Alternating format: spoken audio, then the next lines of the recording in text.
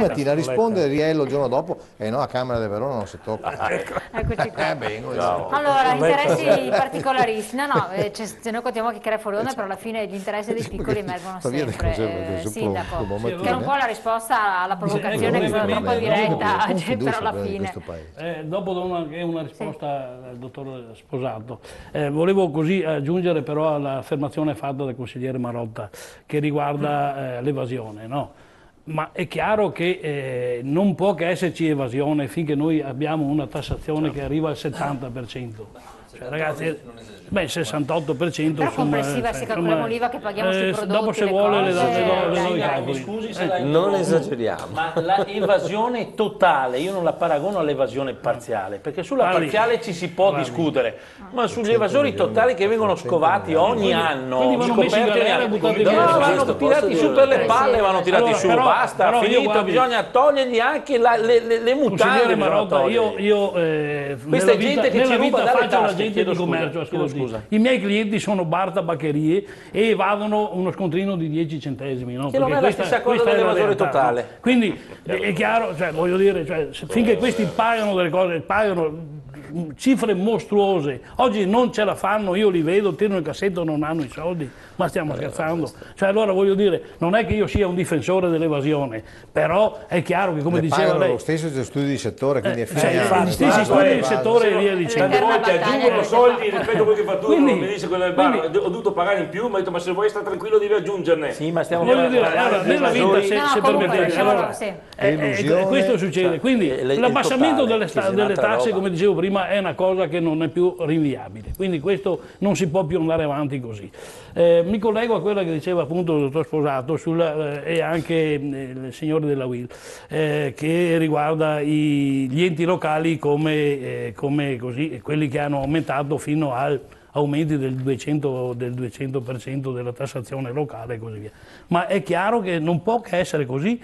E collegandomi a quello che sto parlando, perché non accettate la grande possibilità che dà il governo di decidere voi come tassare e quando tassare? Secondo me il governo permette questa possibilità perché non ha il coraggio lui di dire dove deve tassare, quindi delega, cioè io sono quello che fa le riforme e così via e delego voi a fare gli esatori. Oggi io nella mia funzione di sindaco mi trovo a fare l'esattore per lo Stato, fra le altre cose non ho neanche la possibilità di decidere cosa spendere perché il mio comune ha quasi 3 milioni di euro in cassa. Poi non so se sono in cassa o se sono in tesoreria. Virtualmente sono lì, quindi cioè, voglio dire, io sono a fare l'esattore dello Stato. Solo per un discorso proprio da sindaco, no? Sì. Io ho avuto sentore che la Corte dei Conti non sia molto d'accordo nel fare in modo che vi siano residui attivi nei bilanci dei comuni, per un totale di circa 7 miliardi di euro. Sai, i residui attivi sono quei crediti che il comune fa fatica a recuperare. Ecco, lei ritiene che sia una problematica questa che può emergere?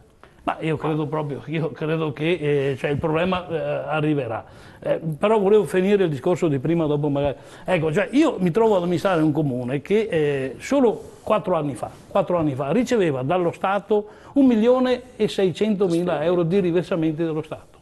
Sapete quant'è il riversamento del 2014? Era 69.000 euro fino a 2 settimane fa, ci hanno tagliati altri 30.000 euro.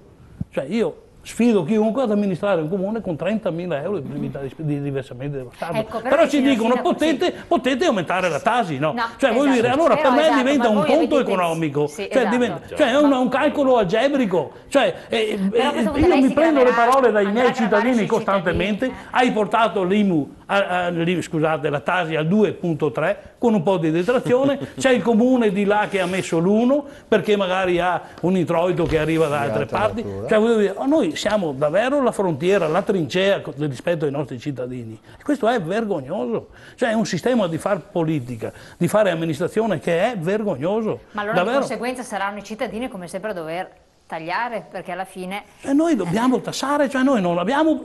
le spiego. Cioè noi avevamo solo di ex IMU o ICI un riversamento che arrivava direttamente dallo Stato di 440.000 euro, ok? Dicono, ve li tagliamo, non ve li diamo più. vedete voi come fare. Per me diventa un conto automatico. Ma allora se noi siamo alti come percentuale, sia 70%, dai. Allora, mi viene in mente una provocazione. Vorrei che domani mattina il giovane Renzi, il giullare di Firenze, dicesse così: visto che abbiamo un grande problema di far partire la macchina produttiva, io porto l'imposizione fiscale al 33% per le imprese, punto. Dopodiché però, un minuto dopo, se l'impresa X evade non €1, un centesimo, l'attività viene acquisita allo Stato. Quello che succede in America è quello che succede in Germania, perché in Germania non scherzano mica, hai evaso €1. Nessun problema, la tua attività è chiusa dello Stato. Concordo. Perché non fanno questa cosa? Semplice, perché se facessero questa cosa, che non è vero che produrrebbe meno introito per le casse dello Stato, non avremmo quello che scrive il giornale, che quindi non è un giornale di sinistra, esattamente l'11 luglio di quest'anno. E che cosa scrive il giornale? Prendendo dati che poi sono andato a vedermi perché mi sembravano esagerati. Che dal 2000 al 2012 in Italia non sono stati riscossi da parte dello Stato solamente 545,5 miliardi di euro di ruoli emessi. Pazzesco. Stiamo parlando di un quarto del debito pubblico. Ma è inutile parlare di evasione se non va a riscuotere. Perfetto, allora questo è un esempio per dire che cosa? Che bisogna finire di ciurlare nel manico, direbbero i fiorentini, visto che lui è di Firenze. E allora, se si vuole, basta un articolo. L'imposizione fiscale per le società è al 33%, un articolo, una legge, un articolo, punto. Dal giorno dopo, chi fa il furbo ha finito i Seconda questione, quando io sento parlare degli 80 euro, sorrido, perché lei che è un amministratore comunale saprà che dall'anno prossimo sarà costretto, e guardi le regioni lo hanno già dichiarato, manca il Veneto, ma le 20 regioni 19 l'hanno già dichiarato, che aumenteranno le addizionali regionali IRPEF. Visto che potranno dall'1,3 che adesso portarlo fino al 3,30 e questo diventerà un aggravio mediamente di 290 euro pro capite per ogni cittadino. E dove le tiri fuori? Allora, questo per dire che cosa? Che siamo sempre lì. Il buon Renzi ha dato 80 euro per alcuni, quelli che arrivano ai 25.000 euro loro, 26.000 euro loro, e gliene togli 270 subito, intanto con le addizionali. Allora bisogna che la smettiamo di prenderci in giro, perché non è che non c'è soluzione a questa situazione in cui versiamo, è che ci vuole una classe politica lungimirante che sia onesta. In questo paese non è né lungimirante, ma soprattutto non è onesta, perché se fosse onesta, per esempio, l'altra questione che metterebbe all'ordine del giorno è come sia possibile che il nostro sistema paese ogni anno noi sprechiamo 90 miliardi di euro di corruzione. Cioè, corruzione! Allora, sa come la combattiamo noi? Dichiarando. Guardi, finisco. Questa non è demagogia. È una volontà politica, o la fai o non la fai. Siccome la nostra classe politica vive, mangia, sopravvive per non fare queste cose, perché se le fa deve cominciare a dire che i 24 miliardi di euro che costa la politica in Italia, studio pubblicato dal Servizio Politiche Fiscali della UIL 2 anni fa, non smentito neanche di una riga, dato per dato quanto costa 24 miliardi di euro la politica in Italia come costo vivo, non ce ne sarebbe più. Dovrebbero smetterla. E allora, il problema è questo: o noi facciamo queste cose, ho chiuso veramente, o altrimenti continuiamo a prenderci in giro, a prendere in giro gli utenti, cioè i cittadini. Ecco, io volevo dire una cosa, no? Siccome è difficile non essere d'accordo con tutte queste cose che stiamo dicendo, perché è difficile non essere d'accordo, no? Allora io voglio fare un piccolo giochetto velocissimo.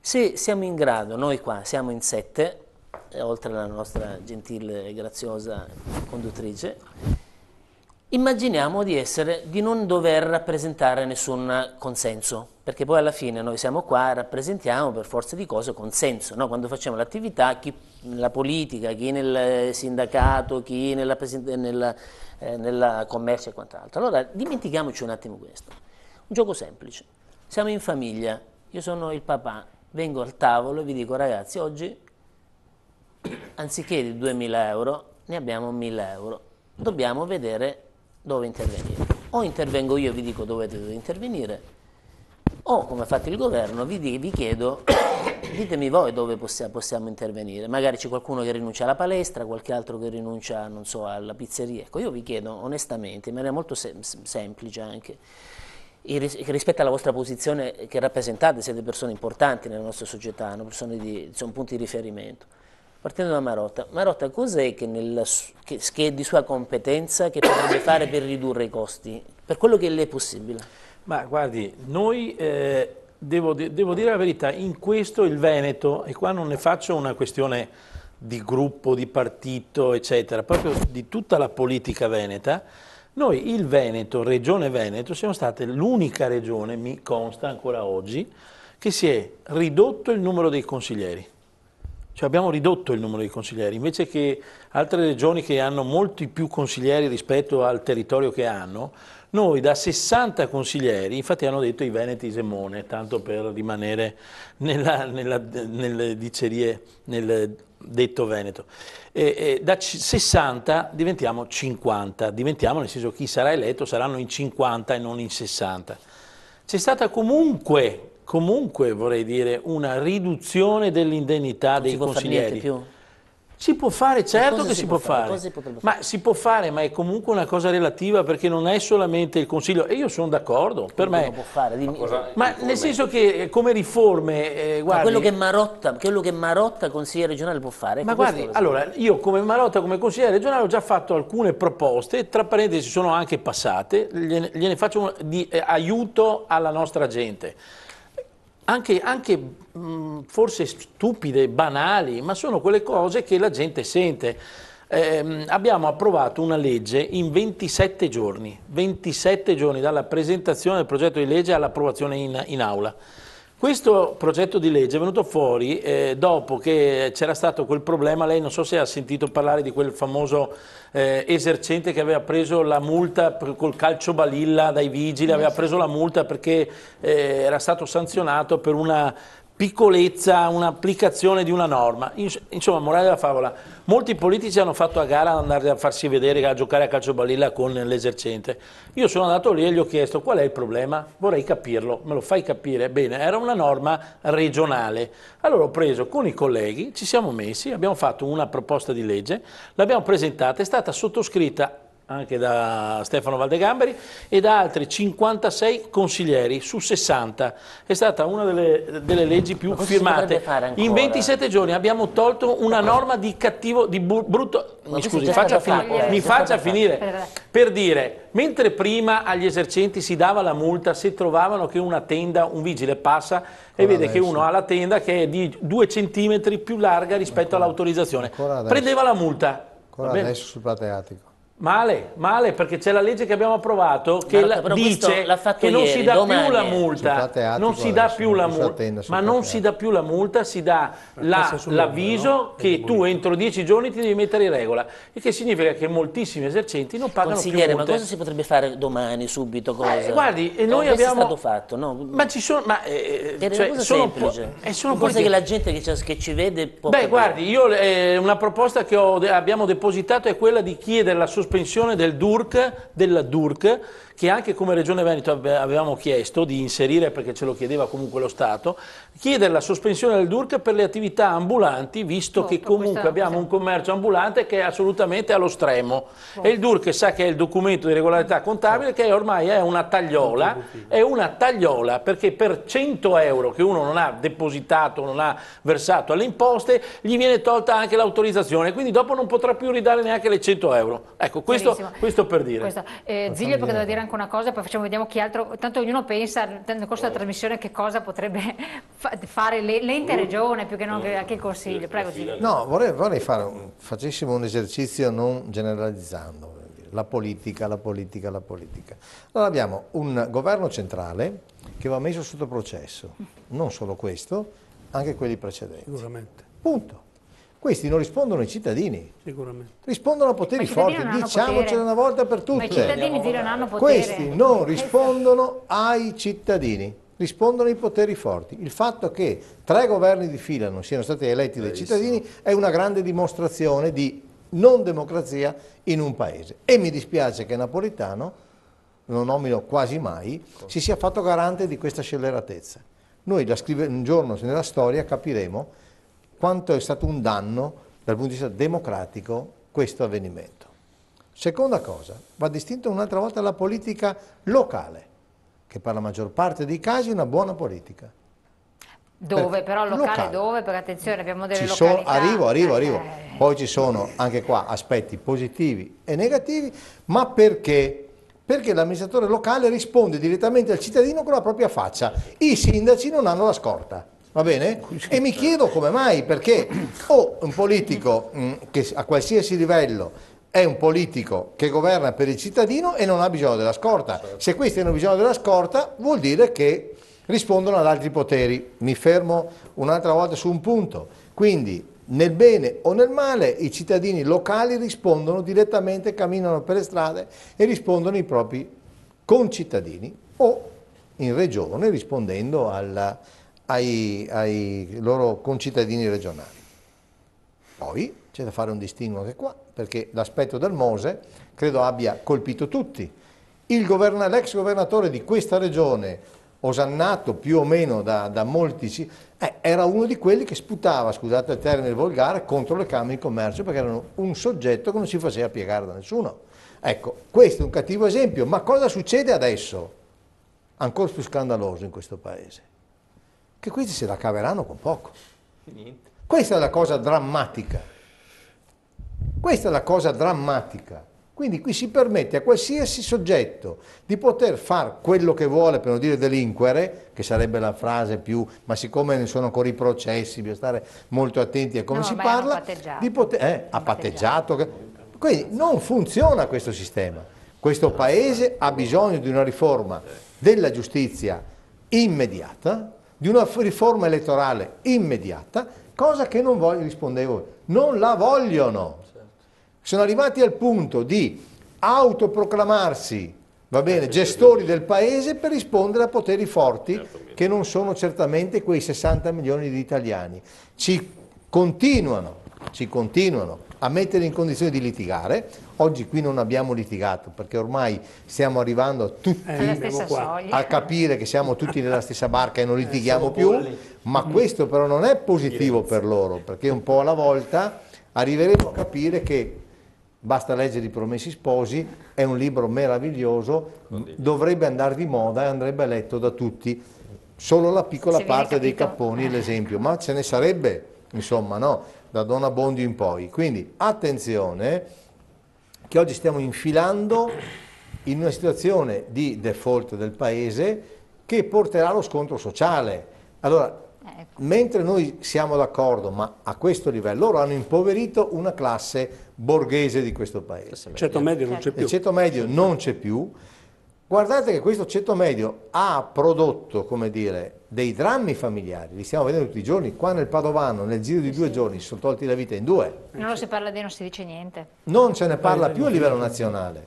Ma neanche si è tolto la vita un giornalaio di 43 anni, uno vicino dalle tue parti che si è tagliato la gola. E quanti altri? Io ricordo questi 2 perché siamo qui nel territorio padovano e quindi li ho letti, ma forse nel veronese, ma forse nel bellunese, nel trevigiano. Quanti casi? Ma chi li ha solo a coscienza questi soggetti qua? I sindacati, gli imprenditori, ecco, questa classe politica inadempiente che si è presa il potere in questo Paese da Monti in poi, nel bene o nel male, Berlusconi, erano stati votati dagli italiani, va bene? È ora di finirla. Prima di andare in pubblicità, solo una cosa, rilasciandomi la domanda prima che aveva fatto Sposato. Nell'Union Camere, sistema camerale, Camera di Commercio, lei ha avuto un'esperienza come molteplici in vari ambiti, ci sarebbero dei tagli, secondo lei, che si possono effettuare, dovendo ridurre, lascia stare quello che vogliono fare, ci sono degli esuberi, ci sono delle... I tagli sono già fatti, guardi, io ero in Union Camere... cittadini, perché io ero in Union Camere nazionale, quindi si sta producendo dei disastri in questo Paese. L'altro giorno abbiamo fatto i calcoli, noi avremo nel 2015 con l'effetto 35% avremo 67 Camere di Commercio italiane in default. Cosa vuol dire questo? Vuol dire che non hanno possibilità di pagare gli stipendi. Quindi tutti questi dipendenti, sono 12.000 in tutta Italia, ma poi dietro a questo c'è di peggio, questi l'anno prossimo non pagheranno gli stipendi. Chi li pagherà? La collettività. Tutti noi. E guardate che di media erano 80 euro ad azienda, non li vedi neanche. Dimmi ristruttura, no? E ristrutturo, ma non togliermi l'entrata, perché tu mi metti in condizioni poi che non ho i soldi per pagare. Ma questo poi comporta che solo qui a Padova che è nata la Cerved e che abbiamo l'infocamere con 900 dipendenti, quando una Camera di Commercio, 2, 3, 5, 67 di queste, ti diranno non ti posso più pagare perché non ce la faccio, non pago neanche i miei dipendenti, i 900 che io ho qua, che vengono tutti davanti alla Camera di Commercio di Padova con le bandiere, e sono io, ho già incontrato i sindacati purtroppo l'altro giorno, ma poi ci sono tutte quante le altre società, Tecno Service Camere, ma signori miei, quando si fanno queste cose vuol dire che tu non ti preoccupi del cittadino, ti preoccupi dell'effetto lobby che hai alle spalle, quindi questo è il dramma devastante. Assolutamente. Poi finisco nel dire, questa formazione, beh guarda, un attimo solo il microfono che sta scendendo. Rimani a casa, poi ti formo. Capisco che i sindacati è un aspetto sensibile. No, io vorrei che formarti lo stesso, ma farti lavorare 8 ore in un'azienda e magari di quelle 8 un'ora ti formo.